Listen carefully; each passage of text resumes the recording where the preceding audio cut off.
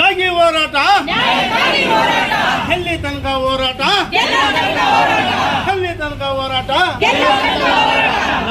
First ಇಲ್ಲೇ ಅವ್ರು ಅಂಗಡಿ ಇಟ್ಕೊಂಡಿದ್ರು, ಆಮೇಲೆ ಬಸ್ ಸ್ಟಾಪ್ ಮಾಡಿದ್ರು, ಮತ್ತೆ ಬಸ್ ಸ್ಟಾಪ್ ಅಲ್ಲಿ ಯಾವುದೋ ಕೇಸುಗಳಾಗಿದೆ ಅಂತ ಹೇಳ್ಬಿಟ್ಟು ಎಲ್ಲ ಕೇಸುಗಳಿದೆ ಅಂತ ಹೇಳ್ಬಿಟ್ಟು ಮತ್ತೆ ಇವನ್ನೆಲ್ಲ ಏನು ಮಾಡಿದ್ರು, ಅಂಗಡಿಗಳು ಅಲ್ಲಲ್ಲಿ ಇಟ್ಕೊಂಡಿರೋ ತಗೊಂಡ್ಬಂದು ಬಸ್ ಸ್ಟಾಪ್ ಅದಕ್ಕೆ ಕೋರ್ಟಲ್ಲಿದೆ ಅಂತೇಳಿ ಮತ್ತೆ ಇವ್ರ ಸ್ಥಳೀಯರನ್ನ ಮತ್ತೆ ಬೀದಿ ಬದಿ ವ್ಯಾಪಾರಿಗಳು ತಗೊಂಡ್ಬಂದು ಅಲ್ಲೇ ಇವರ ಪುರಸಭೆಯವರು ಅಲ್ಲಿ ಬಿಟ್ಟರು. ಅಲ್ಲಿ ಬಿಟ್ಟಾದ್ಮೇಲೆ ಅವ್ರ ಪಾಡಿಗೆ ಅವ್ರ ವ್ಯಾಪಾರಗಳು ಮಾಡ್ಕೊಂಡಿದ್ದಾರೆ. ಈಗ ಏನಾಗಿದೆ ಅಂತ ಹೇಳಿದ್ರೆ ಬಸ್ ಸ್ಟಾಪ್ದೆಲ್ಲ ಕ್ಲಿಯರ್ ಆಗಿದೆ. ಆವಾಗಿಂದ ಏನು ಜನಗಳು ತೊಂದರೆ ಆಗ್ತಿರ, ಸುಮಾರು ವರ್ಷಗಳಿಂದ ಜನಗಳು ತೊಂದರೆ ಆಗ್ತಾ ಇರೋದು ಈಗ ಕ್ಲಿಯರ್ ಆಗಿದೆ. ಎಲ್ಲರೂ ದುಡ್ಡುಗಳೆಲ್ಲ ಸೆಟ್ಲ್ಮೆಂಟ್ಗಳಾಗ್ಬಿಟ್ಟಿದೆ, ಎಲ್ಲ ಒಂದ್ ಕಡೆ ಎಲ್ಲ ಕ್ಲಿಯರ್ ಮಾಡ್ಕೊಂಡಿದ್ದಾರೆ. ಇವಾಗ ಮತ್ತೆ ಅಲ್ಲಿ ಬಸ್ ಸ್ಟಾಪ್ ಮಾಡಬೇಕು ಅಂತ ಈಗ ಬರ್ತಾ ಇದ್ದಾರೆ. ಹಾಗಾಗಿ ನಾವು 280 ಜನ ನಾವಿಲ್ಲಿ ಬೀದಿ ಬದಿ ವ್ಯಾಪಾರಿಗಳಿದ್ದೀವಿ. ಅಲ್ಲಿ ನಮಗೆ ಏನು ಇರೋದಕ್ಕೆ ಜಾಗ ಕೊಟ್ಟು ನಾವು ಅಲ್ಲಿ ಕೂಲಿ ನಾಳಿ ಮಾಡಿ ತಿನ್ನೋಂಥ ಜನ ಒಂದೊಂದು ಮನೇಲಿ 5-5 ಜನ ಇದ್ದೀವಿ ನಾವು. ಒಬ್ರಿಗೆ ಒಂದೇ ಒಂದು ಅಂಗಡಿ ಅಂತ ಹೇಳ್ಬಿಟ್ಟು 64 ಅಂಗಡಿ ಏನು ಅಂತ ಹೇಳ್ಬಿಟ್ಟು ಇಲ್ಲಿ ನೀವು ನೋಡಿದ್ದೀರಾ ಎಷ್ಟೆಷ್ಟು ಇದೆ ಅಲ್ಲ. ಅವ್ರು ಕೂತ್ಕೊಂಡ್ರಲ್ಲ ತರಕಾರಿ ಇಡೋದಕ್ಕಾಗಲ್ಲ, ಮೂಟೆ ಇಡೋದಕ್ಕಾಗಲ್ಲ. ಇನ್ನೊಂದೇನಂದ್ರೆ ಇದು ಒಳಗಡೆ ಇರೋದ್ರಿಂದ ಜನ ಅಂಗಡಿ ಇದೆ ಅಂತ ಯಾರಿಗೂ ಗೊತ್ತಿಲ್ಲ. ಆಮೇಲೆ ಇಲ್ಲಿ ರೋಡ್ ನೋಡಿದ್ದೀರಾ ನೀವು ಯಾವ ಥರ ಇದೆ ಅಂತ. ಒಂದು ಚಿಕ್ಕ ಗಾಡಿ ಬಂದ್ರೂ ಜನ ಅಲ್ಲಿ ಮೂವ್ ಮಾಡೋದಕ್ಕಾಗಲ್ಲ. ಇಲ್ಲಿ ಕೂತ್ಕೊಂಡಿದ್ರೆ ನಮ್ಗೆ 10 ರೂಪಾಯಿ ಸಂಪಾದನೆ ಆಗಲ್ಲ ಅಂದ್ರೆ ಅದು 60 ಅಂಗಡಿಗಳವ್ರಿಗೆ ಮಾತ್ರ. ಇನ್ನು ಮಿಕ್ಕಿದ 280 ಅಂಗಡಿಗಳಿರೋರಿಗೆ ಅವ್ರು ಎಲ್ಲಿ ಹೋಗ್ತಾರೆ, ಅವ್ರು ಎಲ್ಲಿ ಹೋಗ್ಬೇಕು? ಅವ್ರು ಸ್ಥಳೀಯರಲ್ವಾ, ಸ್ಥಳೀಯರು ಮಾತ್ರ ಇಲ್ಲಿ ಅಂದ್ರೆ ಸ್ಥಳೀಯರಿಗೆ ಕೊಡಿ. ಇಲ್ಲ ಅಂತ ಫಸ್ಟ್ ಪ್ರಿಫರೆನ್ಸ್ ಸ್ಥಳೀಯರಿಗೆ ಕೊಡಿ. ಅವಾಗ ವೋಟ್ ID ಕಾರ್ಡ್ ಓಟ್ಗಳು ಮಾಡ್ಕೋತೀರಲ್ವ ನೀವು, ಸ್ಥಳೀಯರು ಮಾತ್ರ ನೀವು ಓಟ್ಗಳು ತಗೋತೀರಾ. ಬೇರೆ ಕಡೆಯಿಂದ ಬಂದವ್ರ ಹತ್ರ ನೀವು ಓಟ್ಗಳು ತಗೊಂತ ಇಲ್ವಾ? ಅವ್ರು ಇಲ್ಲಿ ದುಡಿತಾ ಇಲ್ವಾ? ಇಲ್ಲಿ ದುಡಿಯೋದು ವ್ಯವಸ್ಥೆ ಅವ್ರು ಕೇಳ್ತಾ ಇರೋದೇನು ಮೂಲಭೂತ ಸೌಕರ್ಯಗಳು ಮಾತ್ರ ಕೊಡಿ. ನಾವು ದುಡ್ಕೊಂಡು ತಿನ್ನೋದು ಕೊಡಿ ಅಂದ್ರೆ ಒಬ್ರಿಗೆ ಒಂದೇ ಅಂಗಡಿ ಕೊಡ್ತೀನಿ ಅಂತಾರೆ. ಒಬ್ರಿಗೆ ಒಂದೇ ಅಂಗಡಿ ಕೊಟ್ರೆ ಒಂದು ಮನೇಲಿ 5-6 ಜನ ಇರ್ತಾರೆ. ತಂದೆ ತಾಯಿಗಳನ್ನ ಮಕ್ಕಳು ನೋಡಲ್ಲ, ಮಕ್ಕಳನ್ನ ತಂದೆ ತಾಯಿಗಳು ನೋಡಲ್ಲ. ಆ ಜನಗಳು ಎಲ್ಲಿ ಹೋಗ್ತಾರೆ? ಹಾಗಾಗಿ ಅಲ್ಲಿ ಯಾವುದೇ ಅಂಗಡಿಗಳಿಲ್ಲ. ಪುರಸಭೆಯಲ್ಲಿ ಹೋಗಿ ಕುತ್ಕೊಂಡು ಮಾತಾಡಿದ್ವಿ.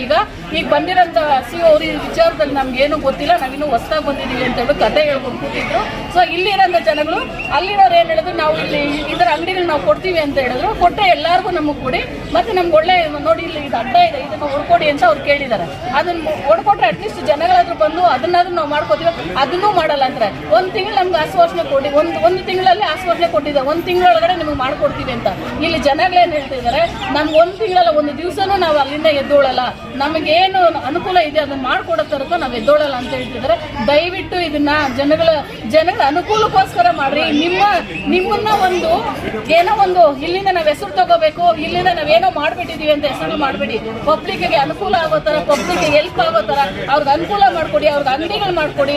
ಅವ್ರ ಬೀದಿ ಬದಿ ವ್ಯಾಪಾರಿಗಳು ಎಲ್ಲರೂ ಹೋಗ್ತಾರೆ, ಚಿಕ್ಕ ಚಿಕ್ಕ ಮಕ್ಕಳು, ಗರ್ಭಿಣಿಯರು, ಪ್ರತಿಯೊಬ್ಬರು ವೃದ್ಧರು ತುಂಬಾ ಜನ ಇದ್ದಾರೆ ನೋಡಿ. ಮಾಧ್ಯಮ ಇರ್ತಾರೆ ನೋಡಿ, ಇಲ್ಲೆಲ್ಲ ಇಲ್ಲಿ ಯಾರು ಚೆನ್ನಾಗಿರೋರು ಇಲ್ಲಿ ಯಾರು ಇದ್ದಾರೆ ನೋಡಿ, ಕಣ್ಣು ಕಾಣಲ್ವಾ ಸರ್ಕಾರಕ್ಕೆ? ನಾವು ಇಲ್ಲಿ ಬಂದಿರ್ತಕ್ಕಂಥ ವಿಚಾರ ಏನಂದ್ರೆ, ಆನೇಕಲ್ ಡಾಕ್ಟರ್ BR ಅಂಬೇಡ್ಕರ್ ಸಂಘದ ವತಿಯಿಂದ ಈ ಏನು ಬೀದಿ ವ್ಯಾಪಾರಿಗಳಿಗೆ ಒಂದು ನ್ಯಾಯ ಕೊಡಿಸುವ ಸಮ್ಮುಖದಲ್ಲಿ ನಾವು ಇದು ಬಂದು ಅವ್ರ ಕಷ್ಟ ಸುಖಗಳನ್ನು ಹಂಚ್ಕೊಂಡು ಅವ್ರಿಗೊಂದು ನ್ಯಾಯ ಕೊಡಿಸುವ ಮುಖಾಂತರ ನಾವು ಇಲ್ಲಿ ಮಾತಾಡೋಕೆ ಬಂದಿದ್ದೀನಿ.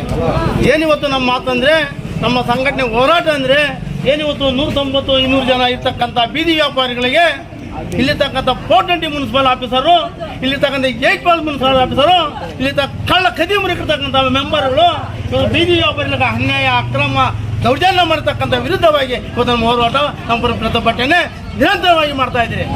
ಏನು ನಮ್ಮ ಪ್ರತಿಭಟನೆ ಅಂದರೆ, ಬೀದಿ ವ್ಯಾಪಾರಿಗಳ ಯಾವುದೇ ಕಾರಣ ಒಕ್ಕಲೆಬ್ಬಿಸಬಾರ್ದು, ಬೀದಿ ವ್ಯಾಪಾರಿಗಳಿಗೆ ಅನ್ಯಾಯ ಮಾಡಬಾರ್ದು, ಬೀದಿ ವ್ಯಾಪಾರಿಗಳ ಸುಂಕ ಕೇಳಬಾರ್ದು, ಬೀದಿ ವ್ಯಾಪಾರಿಗಳು ಅಲ್ಲೇ ಖಾಲಿ ಮಾಡಬೇಕು. ಒಂದು ಪಕ್ಷ ಬೀದಿ ವ್ಯಾಪಾರ ಖಾಲಿ ಮಾಡಬೇಕಾದ್ರೆ ಮೊದಲು ಅವರಿಗೆ ಒಂದು ಸ್ಥಳವನ್ನು ನಿಗದಿತ ಮಾಡಬೇಕು. ಅವ್ರ ಸ್ಥಳವನ್ನು ನಿಗದಿತ ಮಾಡಿ ನೀವು ಅಲ್ಲೆಲ್ಲ ಹೋದ್ಮೇಲೆ ಇಲ್ಲಿ ಬೀದಿ ವ್ಯಾಪಾರ ನೀವು ಅಲ್ಲಿಂದ ಒಕ್ಕಲೆಬ್ಬಿಸಬೇಕು.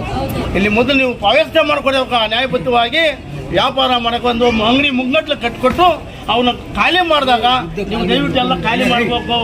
ಅಲ್ಲೇವರೆಗೂ ಯಾವುದೇ ಕಾರಣಕ್ಕೂ ನೀವು ಖಾಲಿ ಮಾಡಬಾರ್ದು. ಅದು ಖಾಲಿ ಮಾಡೋಕ್ಕಂಥ ಭ್ರಮೆ ನಿಮ್ಗೆ ಇರ್ಬಾರ್ದು. ನಾವು ಸಹ ನಿಮ್ಮ ಬೆನ್ನೆಲುಬಾಗಿ ನಮ್ಮ ಸಂಘಟನೆ ನಿರಂತರವಾಗಿ ಹೋರಾಟ ಮಾಡ್ತೀರಿ. ಯಾವುದೇ ಕಾರಣಕ್ಕೂ ನೀವು ಅಲ್ಲಿ ಖಾಲಿ ಮಾಡಬಾರ್ದು. ನಿಮ್ಮ ಪಕ್ಷ ಖಾಲಿ ಮಾಡಬೇಕಾದ್ರೆ ವ್ಯವಸ್ಥಿತವಾಗಿ ಕಾನೂನು ಚೌಕಟ್ಟಾಗಿ ಏನಿವತ್ತು ನೀವು ಬೀದಿ ವ್ಯಾಪಾರಿ ಅಂದ್ಬಿಟ್ಟು ಒಂದು ಐಡೆಂಟಿ ಕಾರ್ಡ್ ಕೊಟ್ಟವ್ರೆ ಮುನ್ಸಿಪಲ್ ಅವರು. ಆ ಐಡೆಂಟಿ ಕಾರ್ಡ್ನ ನೀವು ಕೂಡಲೇ ಆ ಬೀದಿ ವ್ಯಾಪಾರಿಗಳಿಗೆ ಒಂದು ರಿನ್ಯೂವಲ್ ಮಾಡಿ ಅವ್ರಿಗೆ ಅನುಕೂಲ ಮಾಡಿಕೊಡ್ಬೇಕು ಹೇಳಿ ನಾನು ಮಾತನ್ನು ಮುಗಿಸ್ತೀನಿ. ಜೈ ಭೀಮ್, ಜೈ ಭೀಮ್, ಜೈ ಭೀಮ್. ಯಾಕೆ ಅಂತ ನಾನು ಹೇಳ್ತೀನಿ, ದೊಡ್ಡವ್ರ ಮೇಲೆ ಹೋಗಿ ಬೀಳಕ್ಕಾಗಲ್ಲ. ಇವಾಗ ಏನೇ ಕಮಿಟ್ಮೆಂಟ್ಗಳಿದ್ರು ಇವ್ರ ಮೇಲೆ ಬೀಳ್ಬೇಕು. ದೊಡ್ಡವ್ರ ಮೇಲೆ ಅವರು ಮತ್ತೆ ಅವರವರು ಸೆಟಲ್ಮೆಂಟ್ ಮಾಡ್ಕೊಂತಾರಲ್ಲ, ಅದು ಕಾಣಲ್ಲ. ಸೊ ಇವು ಏನೇ ಆಗಲಿ, ಮಾರ್ಕೆಟ್ ಫಸ್ಟ್ ಲಿಟಿಗೇಷನ್ ಅಲ್ಲಿ ಇತ್ತು ಸರ್.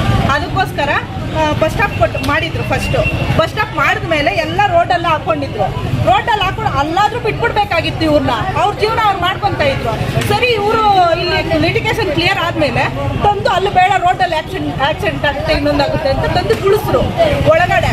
1 ವರ್ಷ ಸರ್, 1 ವರ್ಷ ವ್ಯಾಪಾರಗಳಿಲ್ಲ, ಹಾಕಿರೋದೆಲ್ಲ ಲಾಸ್ಗಳು ಎಲ್ಲ ಲಾಸ್ ಮಾಡಿಕೊಂಡು ಪಾಪ ಸಾಲುಗಳು ಮಾಡಿಕೊಂಡು ಕೊನೆಗೆ ಕೆಲವೊಂದಿಗೆ ಕಟ್ಟಿಕ್ಬಿಟ್ಟು ಹೋಗ್ಬಿಟ್ರು ಸರ್. ಕಟ್ಟಿಕ್ಬಿಟ್ಟು ಹೋಗ್ಬಿಟ್ರು. ಈಗ ಇವು ಕ್ಲಿಯರ್ ಆಯ್ತಂತೆ. ಇವರು ಇವಾಗ ಬಸ್ ಸ್ಟಾಪ್ ಮಾಡ್ಬೇಕು ಅಂದ್ಬಿಟ್ಟು ತಿರ್ಗಾ ಮತ್ತೆ ಎತ್ತಿ ನೀವು 80 ಅಂಗಡಿಗೆ ಎಲ್ಲಿ ಸರ್ 150 180 ಅಂಗಡಿ ಇದಾವೆ, 220 ಅಂಗಡಿ ಇದಾವೆ.